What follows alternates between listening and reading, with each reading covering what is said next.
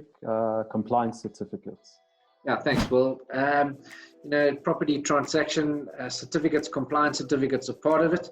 The most common is the electrical compliance certificate, where the seller would have to employ an electrician to do an inspection of the property to make sure that the electrical works within the property comply with the Health and Safety Act and that there's nothing dangerous with the electricity. If everything's up to standard, the electrician would issue an electrical compliance certificate, which then goes to the transferring attorneys and sometimes to the bank who's given a bond, just to make sure that the electrical works are up to scratch.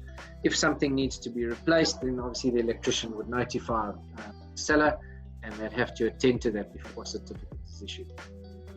Another common certificate is electric fence. Of course, it's a dangerous thing. It's part of the electricity.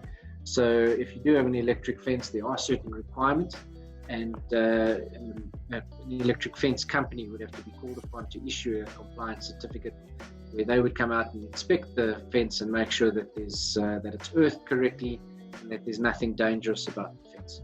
Once that certificate's been issued, it would be sent to the conveyancers for their file.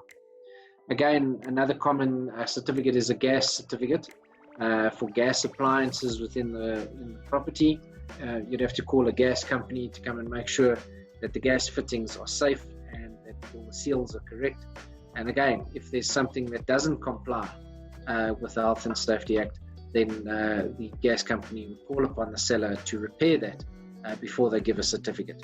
Important to note that the people that are giving these certificates have certain obligations and they have reputations, so they would want to make sure that if they are certifying something, that they're certifying that it's 100% safe.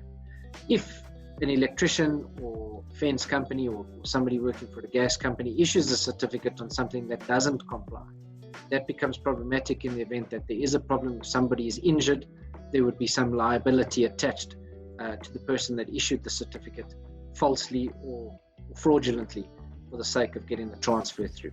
Okay. What that means is, if certificates are issued, so the property goes about its process and transfers, but then there's still some issues that are picked up after the fact, that new owner then takes it up with whichever company issued the certificate. So, well, essentially, yes, essentially the purchaser would be able to revert back to the electrician that issued the certificate. I suppose people do make mistakes, but essentially the electrician would be certifying that the electric works are compliant and that it's safe to use. Of course, defects do occur in the property, and there are disputes that come about in property transfers where at a later stage issues do pop up that the electrician maybe could not have foreseen at the time. And then I suppose there'd be a debate between the parties as to whether or not that's a latent defect.